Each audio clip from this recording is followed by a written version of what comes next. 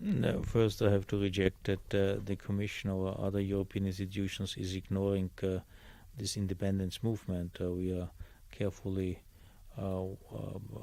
watching it, but it was the question: what will happen if Catalonia become an independent state, and what does it mean in terms of membership to the European Union? And of course, there is no provision in the treaty, and that's why legal experts are of the opinion that then Catalonia has to ask for membership. But I'm not a lawyer, but I think we should see this issue more relaxed, because provided that there is an independence, it would not happen from one day to the other day, and so I think this question is one which can be resolved. I would say in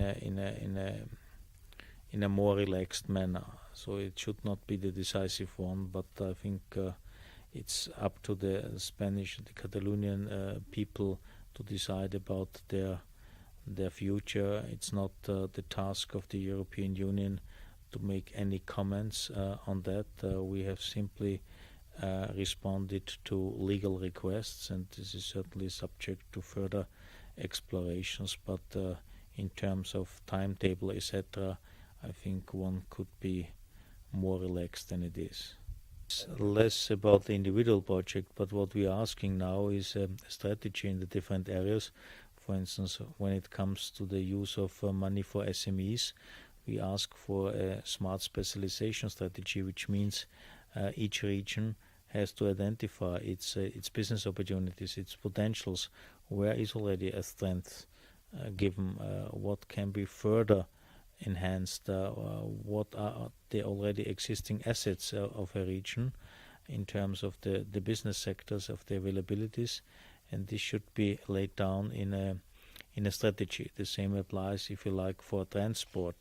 It's not about the individual project, a road project or a railway project or a port project. It has to be seen in a comprehensive manner. Now, what we have already started in the current period is to offer financial instruments, funds dedicated for the support of SMEs, in particular to provide loans, guarantees, things like that. But definitely the problem, not only of the Spanish SME sector, but also of others, is that in many cases they are undercapitalized. So what we have to address is the equity capital of companies, because this is an absolutely must to get loans in order to provide collaterals, and this is something we have to address to see how we can improve the situation. But we have also to see that very often these SMEs are owned by families, owned by individuals. They don't like to have banks into their decision-making process.